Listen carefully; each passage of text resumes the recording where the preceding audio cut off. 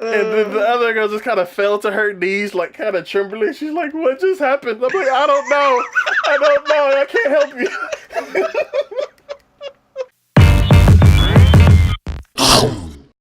All right.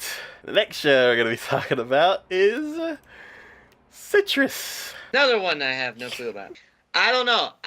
The only thing I remember about this one is okay. So the picture you put up is a lot better than the one I remember seeing in was it AnyList? I want to say on AnyList. Yeah, I think the old image before the series started was that was kind of just I wasn't even sure what I was looking at, especially when it was called Citrus, and I'm like, what? I don't know if I want to even know what's going on in this one, but go ahead. So yeah, I don't know why it's called Citrus either. This is a Yuri show. I could have guessed. Yeah. So it's animated, very nice. I feel like you're trying to find really hard something to say that does not involve what you originally said at the start. Just gonna point that out. Just gonna say that. I mean, So at the beginning of the show, the blonde girl, she is that gal type of personality, which is like I guess the English, I guess the English equivalent would be like Valley Girl, like all dressed up, all made up, and like all that kind of stuff. And she's talking with some of her other friends and everything, and they're all like going to, the term mixer, right? Party where you go to. Yeah. Oh yeah. Yeah, it's like half guys, half girls, and y'all trying to like hook up and stuff like that. So she's like on all kinds of mixers and all that kind of stuff, and she's actually putting on a front. Like with her friends. She talks about like all the guys she's dated and kissed and all that kind of stuff, and then she's like inside her head, she's like she's never actually fallen in love. So I don't know if it's been like. I do remember reading about this one. Yeah. Yeah, because she wants to have a boyfriend. Yeah. But then her mom puts her in a all-girls school. So what happened is her mom finds this guy, and then they end up either getting married, I don't know, or just moving in together. And this guy's like, oh. At first I thought this guy was like a really rich businessman. He's just off on trips and all that kind of stuff. And so basically you never see him. And they end up moving into the place, and then she starts going. Oh, before she moves, she talks to her friends. She's like, they're all like, you're gonna miss out on the mix or anything. She's like, nah, that's fine. It's like I'm gonna go to the new school, and I'm gonna hook up with the guy, and it's gonna be just fine. And then she moves in, and then the first day of school, she's walking and gets to the school, and it's like all girl high school. So she's like, dun, dun. She's like, oh no. And because she's dressed up all blonde and like clothes with certain just crazy like vibrant colors and all that kind of stuff, she walks up to like she's walking to the school, and like everybody passing her is all like nice and buttoned up, solid black hair, like just prim and proper, and everybody's just like a sea of robots, and she immediately stands out. So what was it? It wasn't the student council president, but it was somebody like one of the people who like a hall monitor, I guess would be the easiest way to say it. Like stops her, and she's like, she's like, your hair's in violation, your uniform's in violation. You can't have the cell phone. You can't have makeup. You can't be your entire self. Yourself is an entire violation.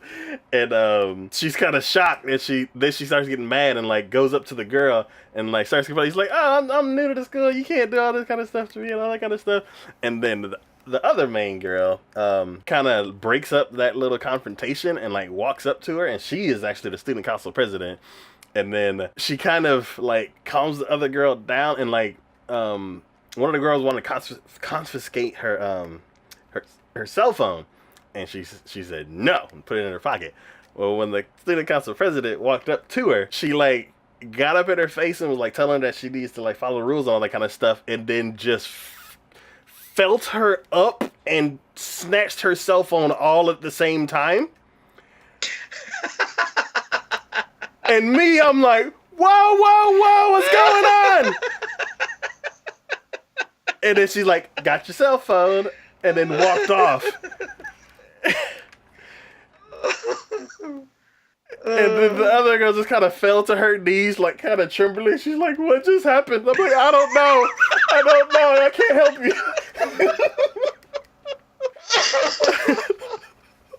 So I was like, what am I in store for? Oh my God.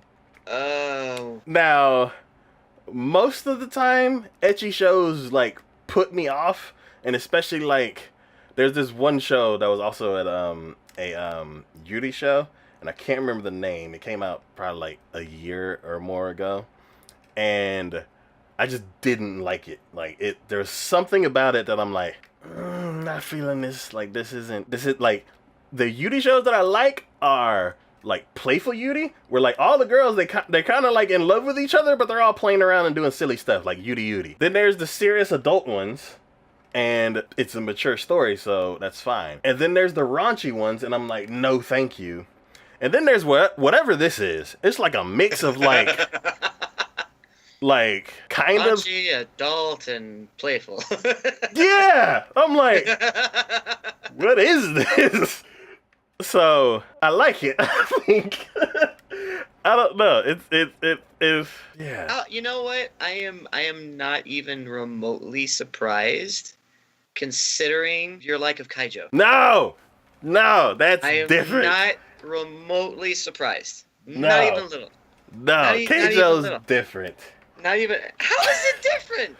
Because Keijo is trying to be a shonen show, and they are being 110% shonen. This show is weird. Like, I'm intrigued by this show. I would say Kaijo is extremely weird, and that it's trying to be a sports anime. Yeah. As a cover story for girls trying to beat each other up with their boobs and butts. So this being the fact that it's like a girl coming to school wanting to hook up with a guy, finding it's an all-girls school, and then getting felt up by the student council president. So because she wanted to get her phone. Go ahead. Watch the first episode and see how they execute stuff. Because the way you're explaining it, I'm trying to imagine it in my head. I'm like, no, that's not the same thing. That's what I heard from you. Yes, but you have to see it. Like it's, cause like when other shows they like fill up a character, they like come up right behind them and just like ooh jiggle jiggle jiggle. I'm like that's stupid. Stop it. This show. So what? She like was professionally trained by a police officer to just interrogate somebody and group them. I would not be surprised. I was like, she was an expert. Like, it was like stealthy and all up in your face at the same time. Oh my goodness. Whereas like she walked up to her and then you're like, oh, what just happened? And she's like, I got your phone. And you're like, did you need to do all that other stuff? Because it was right here in the back pocket. Just saying. Yeah, it's like you could have just. Yeah, so I don't know. It was that like threw me for a loop. I was like, what the hell just happened? So then after that encounter, they're fine with her like having the dress because it's the first day, but they're like tomorrow come back as like regular, like not in violation. And from the picture, it looks like they're just gonna let her stay the way she is. I don't know. But you get to end up you get to meet some other characters that still follow the rules, but then they're like, oh, the teacher's here. Okay, I'm nice and proper. And as soon as the teacher leaves, they're like, oh my god, so and so, this and this and that. And I'm like, oh, okay, so that's really cool how like not everybody is just robot must do homework kind of stuff. So it's really interesting how they're like sprinkling other characters that are somewhat interesting in there. You end up finding out that her mom, the main girl's mom, married the student council girl's father. So the girl that just felt her up is actually her sister. Not related though. Not even a little bit.